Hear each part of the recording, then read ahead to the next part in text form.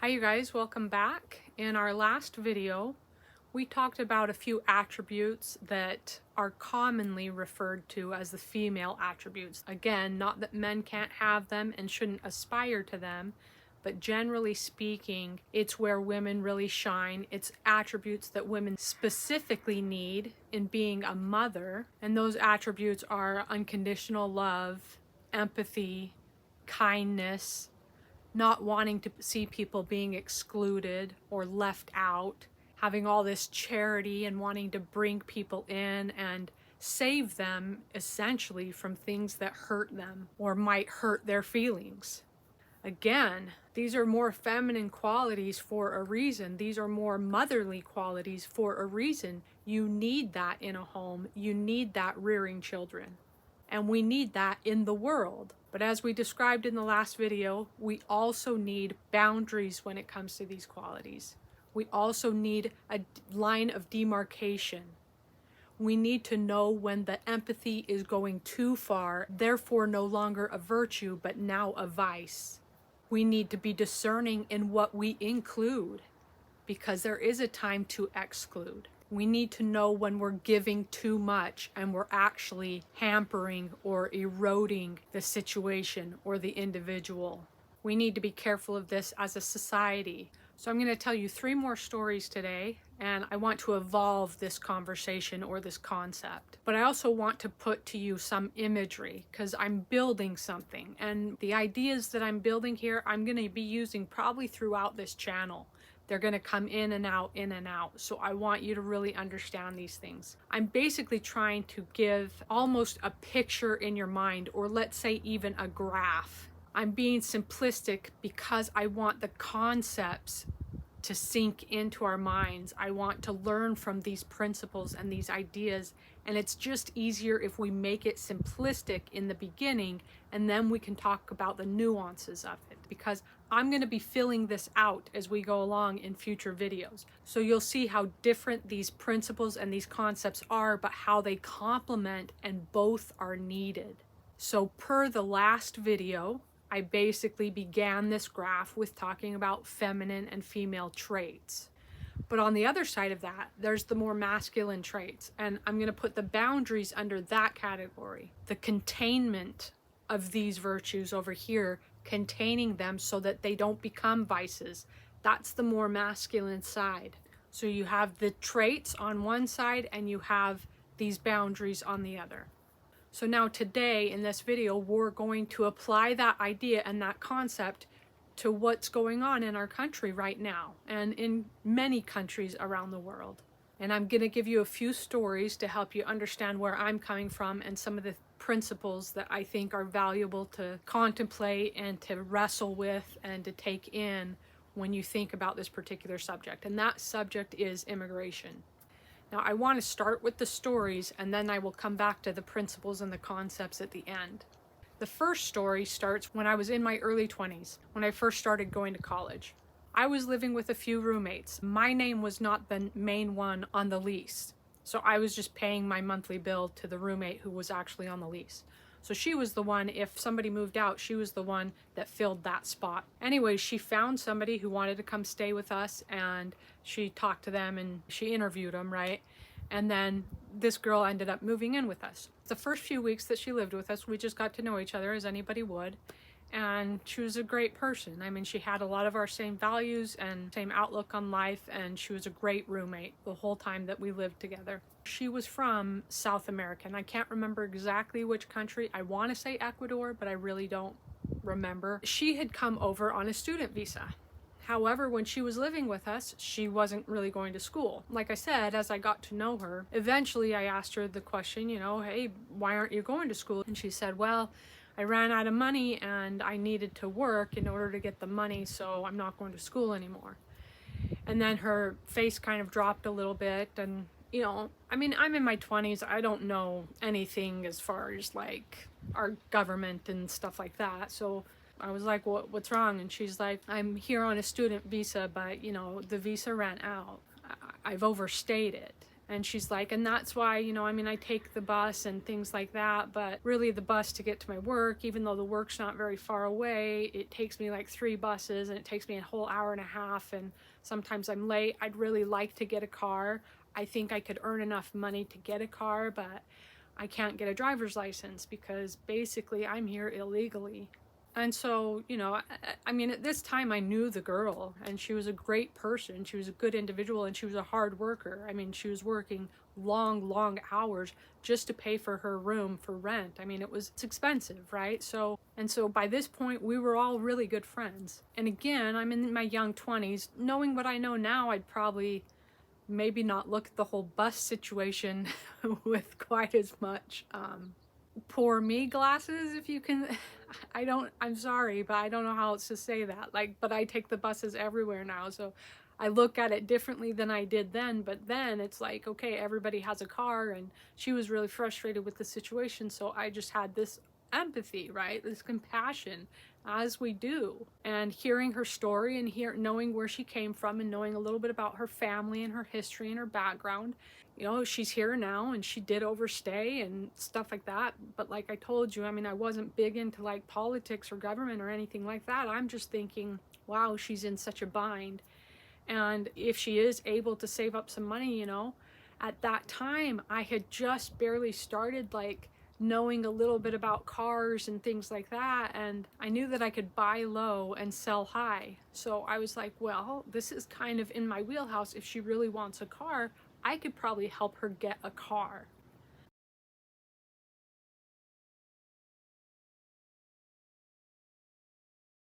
But even at that time, she was really struggling. You know, she'd let me into her finances just a little bit, and I'm not a millionaire, okay? Obviously, don't follow me as far as being a millionaire. I can't talk on that per se, but I can definitely talk on saving and pinching a penny.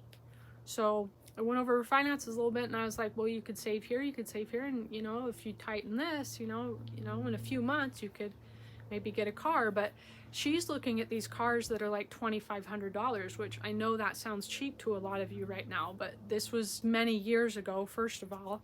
And second of all, you can still actually find cheap cars if you're really dedicated to it. So when she's like giving me the idea, oh, I need this car that's worth this amount, and she was really even going over $2,500. She was looking more at the $4,000 price range. And I'm like, no, you can get one much cheaper.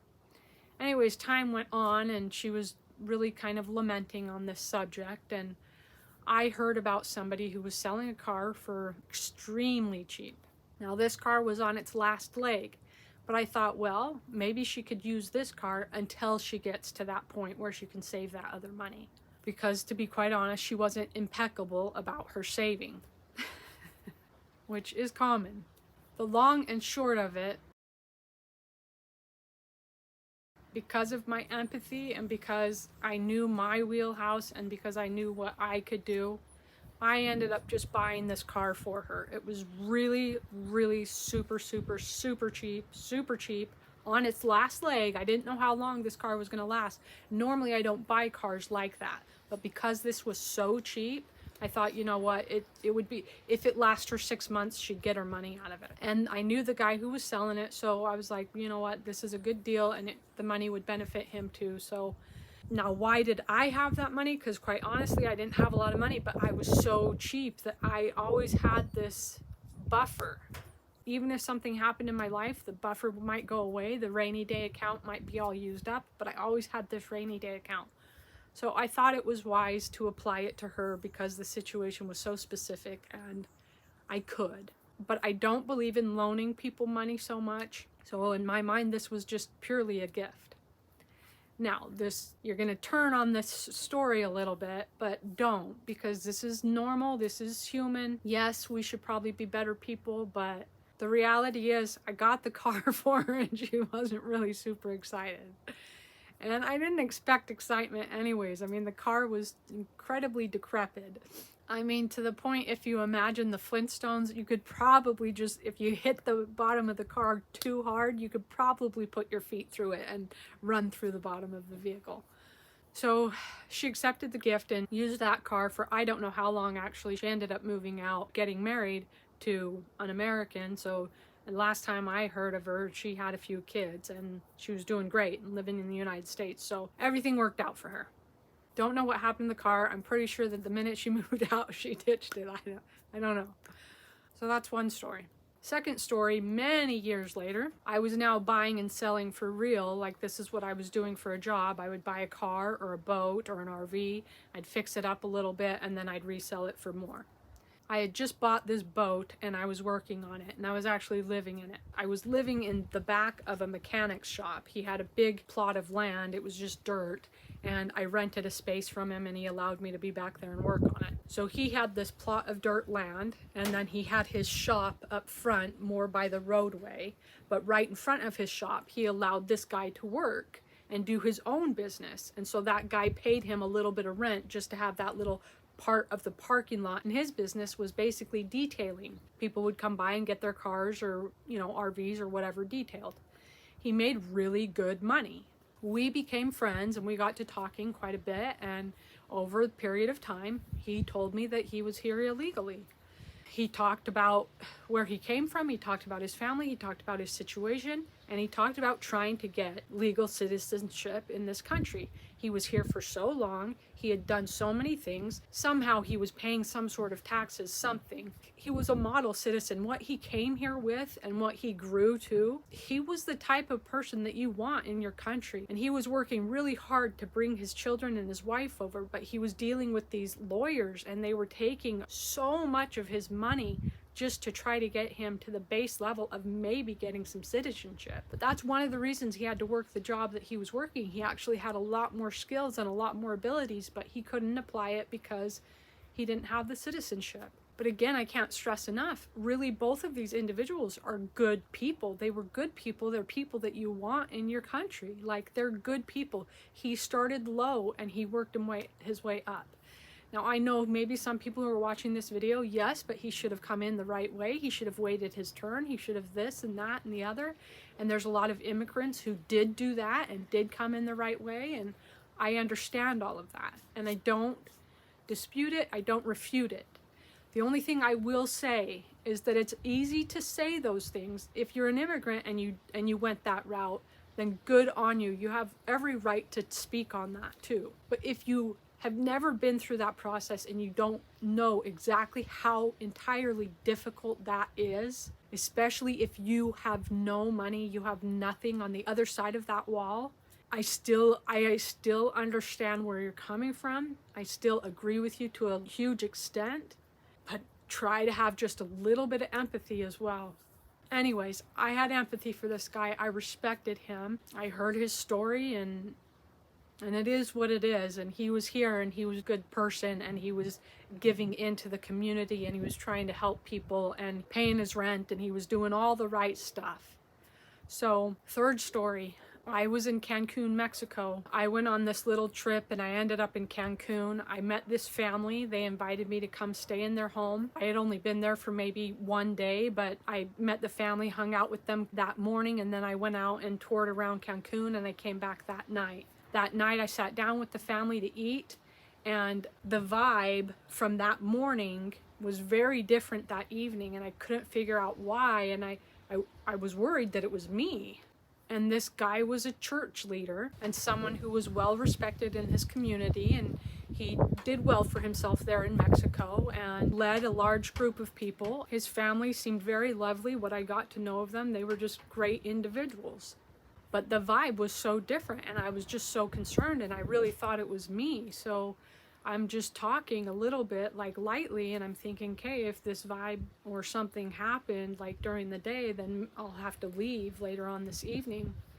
But they were very gracious and we all ate dinner together and they were very kind to offer me a meal. And so over the time that we were eating dinner, I learned that there was somebody else in the home, that there was another visitor. And so I was like, oh, well, maybe I took a spot. Maybe that's the weird thing that's going on, because they didn't have a huge house, right? There's a lot of kids. There's a lot of people in this small house. And as a matter of fact, it was very interesting. It was the first time for me.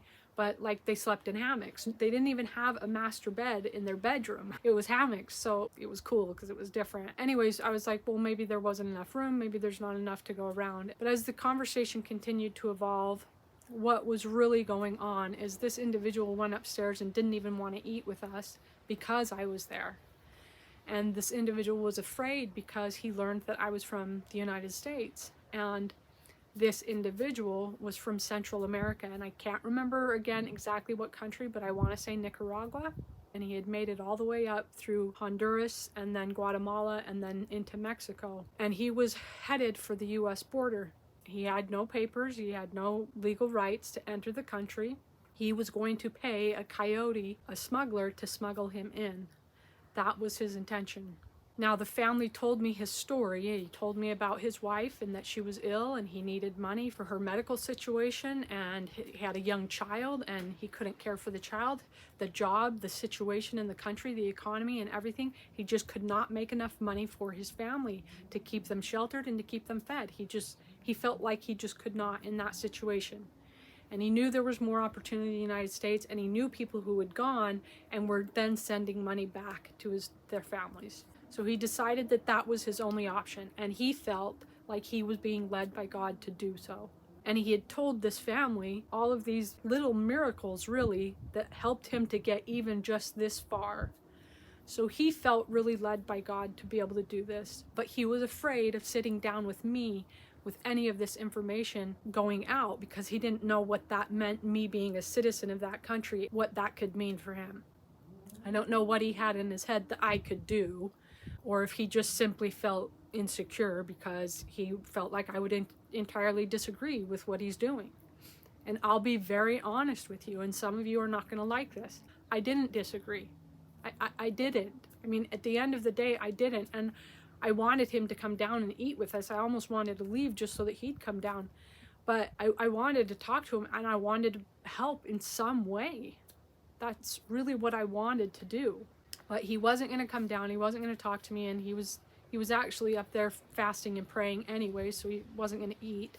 And so this father of the family, like I said, he was a leader in his church, and so he was going back and forth during this meal, going up and talking to the guy, and expressed to me how concerned he was about the whole situation because of the idea of having a coyote or having somebody smuggle him across the border, how dangerous it was, how many people die, how many people just get completely robbed of their money. And this was all the money that this guy had left, and yet his wife needed the medical bills.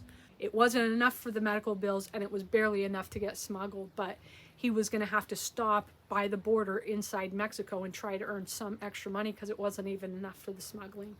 But this father was extremely concerned about the whole situation. He wasn't sure that this was the right move to make anyways. He thought the father could die, and then what is the wife and the child going to do? Now, I had just come back from traveling, and I didn't really have a place to stay myself. I was sleeping in this boat in a dirt lot behind a mechanic's shop. He didn't really want anybody there necessarily, so it wasn't like he was going to let me bring somebody in.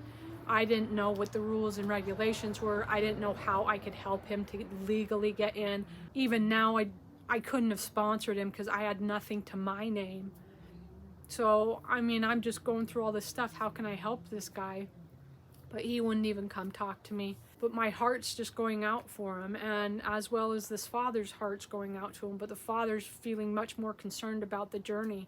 I had no concept of what that journey entailed, and to be quite honest, I've been in a lot of situations that seem hairy, and especially if this guy is being led and protected by God, I was like, well, you know, he could make it. So that might sound irresponsible to some of you, but I've often been protected and led by God, so I truly believe in the parting of the Red Sea, and I've seen miracles with my own two eyes. And that was the big clincher for me too. I felt like, well, it's this challenge because you have the laws of the land, and you have this guy feeling led, and as much as you guys on the other screen who might feel like, no, this is wrong no matter what, this is wrong, this is wrong, this is wrong. Again, I empathize with you. I don't disagree. But if you did put yourself in his situation, and that was your spouse, and that was your child, and that was your situation, and you really saw no other way out, I know 100%, or at least 99% of you would do this. And so It's really easy to say things sometimes and really hard when you're actually in that situation as to what you would do. Now, having said that, because I want to be really clear, because a lot of people nowadays say, well, I'm poor, so I have to go and rob. I have to go and steal. And so I want to be really clear, no, you don't. And so this was against the laws of the land. I don't agree with going against these laws. I certainly don't agree with going against the laws that God has given us and the morals that we have in our character. I don't agree with that at all, okay? So I'm not trying to give a leeway out of it. And so those are the three situations. And what I'm trying to say in each one of these situations is that when you're balancing two sides of this graph, so now I'm going to add more to this graph. And what I would add on the masculine side of it is the laws. And I would add society as a whole, large groups of people. And the more feminine side of that, okay, we already talked about the empathy and compassion, which I clearly was having for these situations. Additionally, I want to add the individual. The more female traits go towards the individual. We have compassion for this individual and the suffering that they have. So you have the law and you have the society on this side, and you have the individual and you have mercy on this side. So you have law or justice, let's say. You have justice and you have mercy. You have justice and you have mercy. And sometimes people are like, no, justice, justice, justice, and they see no mercy. And sometimes you have people say, no, mercy, mercy, mercy, and they see no justice. You have to have both. You know, at the end of the day, I mentioned this a little bit in the last video, but I don't think I fleshed it out quite as much. At the end of the day, for me, like three identities that I really relate to is number one, I'm a child of God. Number two, I'm a Christian. And number three, I'm a woman. So the thing about that is that I believe that all of us are children of God. All of us are. No matter our race, no matter our sex, no matter our nationality or where we come from or our history, we are all children of God. And two, I'm a Christian, so I have to have that empathy. I have to have that charity. I have to have that love.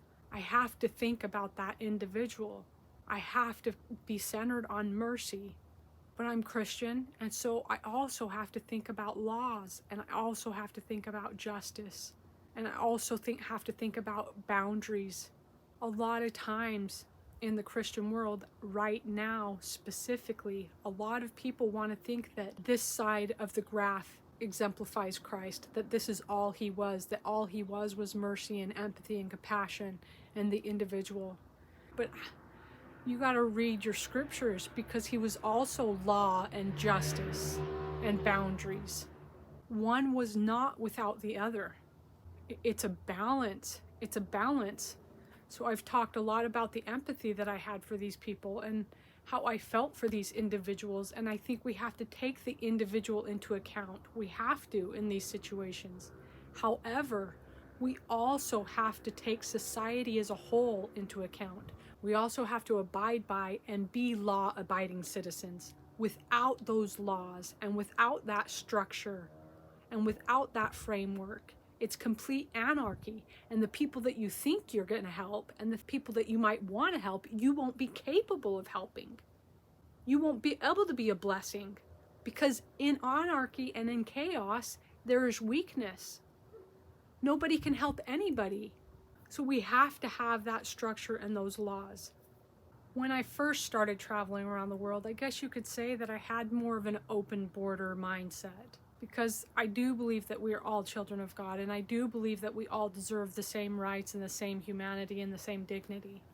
As I continued to travel and I continued to learn, as I continued to have different things distill upon my mind and suss things out and see people for who they really were, I started to recognize towards the end, and also specifically when all of this immigration really started flooding into the European countries and the Western world, I started seeing it and I'm thinking, no, this is not the way to go about it. Despite all this empathy and compassion that I have for the individual, individually, maybe there's an exception. That's the thing about getting to know the individual. Then you can make the best choices. You can lay the best path forward, because that individual really needs something and you can help them.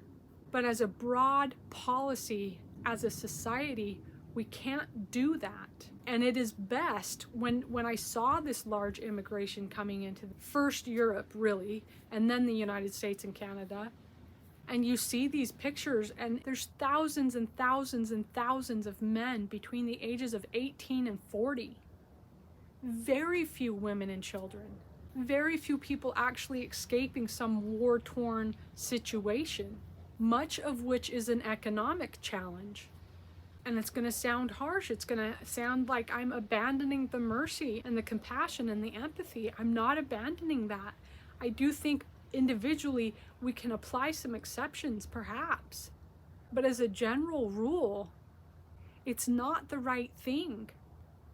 The right thing would be for these men between the ages of 18 to 40 to go back to their countries and rise up to make their governments better so that they can have a better situation in their own land. They need to have their own revolutions. They need to fight for their own constitution. They need to fight for their own framework and their own economy in their own land. And some of you might be like, yeah, that's right. But even when I say that, it's hard for that to come out of my mouth, because I know that in some of these situations, that's very, very difficult. In a lot of these countries, it's a dictatorship. In a lot of these countries, somebody will rise up and it's complete nepotism. He just gives money, all this money that's filtered to his country in terms of foreign aid or anything, he gives to his buddies and to his family. And he just leaves the lower classes completely destitute. And there's no way to break that glass ceiling a lot of times. And so I go back to empathy. I see the challenge. I see the ignorance of even how easily those words come out of my mouth. I see how that sounds so impossible and so difficult for the people over here, these individuals that are suffering because of the terribleness of their governments, the terrible choices of their governments. But as long as their needs are met, even if those needs, going back to my previous video and other previous videos of mine, if those bare necessity needs are met, your needs are met then in that country. Mine is this guy who his wife is having this medical challenge. See, that's where it's like you have to look at the individual, because when even if your needs are met and you're like this nomadic family and you can survive in that setting, well, then one of you gets sick. That's kind of like, even in my situation being homeless, yes, I can make it out here with my needs being met, but then I get sick. That doesn't mean that those aren't true principles. That does not mean that. But that means that sometimes that there's an exception. Sometimes something happens. You've got to look at that individual. Sometimes there is that exception.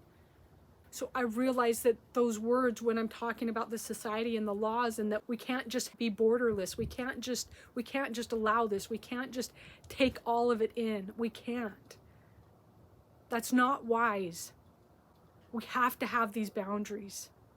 Despite these good virtues, we can't let them become so big that it turns to chaos and anarchy and it's corrosive. We can't do that. And I realize that as I speak that's so hard for people over here that might be suffering to fathom. But again, if your needs are met and there's no medical problems or anything like that, even though the needs might be low in a lot of people's eyes, if your needs are met, then your needs are met. Then your next step is, if you don't like that situation, you've got to figure out some steps to be able to reform your own government and your own policies. And that's going to take hundreds of years. You're going to die trying, and the next generation is going to pick up where you left off, and they're going to die trying, and the next generation and the next generation. But every country that right now that people are trying to go into, this is how it went. And even saying that, I know people are going to be like, oh my gosh, but the Europeans, especially in the United States, well, they did it off of the backs of black people and Native Americans and all this suffering. And I know that. And that's why it's hard to talk about these things. But if you want to talk about those subjects, then we need to talk about those subjects. But that's a whole different video. Right now, we're talking about right now and what is wise. And what is wise. And this is not a racial thing at all. Again, if you look at me that way, you're crazy. I'm sorry, but I completely wholeheartedly reject that, because that's not who I am. And people who are over here and talking about structure and society and the laws and, you know, they're not making it a race thing either. It's a wisdom thing. And that's so hard to say. That's why all of these conversations are difficult. But, you know, I know some of you are not religious, but this is why Christ is so important, because he can heal. Somehow Christ will make a way for individuals, if they come to him, to be healed and to have that better life. He will. And that's applied to these immigrants as well. Even if they stay in their own country, if we build the wall, if we have these laws, if we have this infrastructure to do things in a more logical and wise manner, not because we want to keep people out or we don't care, but because it's wise, if we do that, maybe there's a way that we can help these other countries better by people staying in their countries and rising up through that way. But definitely Christ will help them too. Christ will help them rise up. That's why he's so important, because these conversations between justice and mercy are so difficult to have. Between what's good for society and what's good for these individuals, it's so difficult to have. And we're not perfect, and Christ just makes everything right in the end. But it is hard. The whole path is hard. The whole journey is hard. The way I live, all of this, what I've been through the last 15 years, it's hard. It's hard. So I can empathize.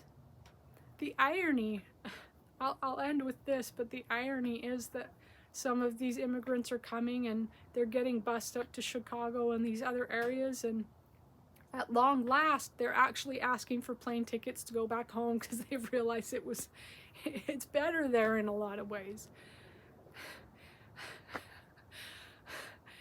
You know, they got a taste of being homeless here in the United States, and I mean, what does that tell you? That's why, I mean, myself, I do empathize, and if I felt like God was telling me to come to the United States and my family was really sick and I literally could not pay for it, I would probably do it. I'm being honest with you.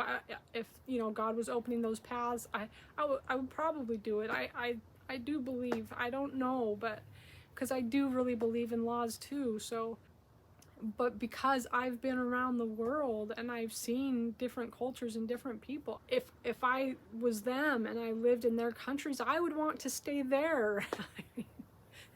I mean, that's not to say I don't appreciate our values and our Constitution and all our freedoms, but I've stayed in their countries and it's beautiful and it's amazing and it's so much less stressful, and you have these communities and you are close-knit and you're tight, and there's so many benefits.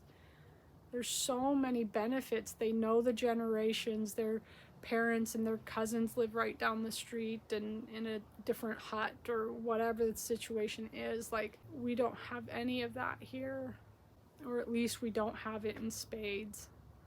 So I see so many benefits to being in their countries. I do have to agree, I think most of their governments are terrible, as is ours in a lot of ways. So that's why I'm grateful for the Constitution. That's the only thing that really holds us together. I don't know if this helped anybody, but in the next video, I'm going to talk more about that balance. So keep that in mind. Keep this graph in mind. Talk to you later.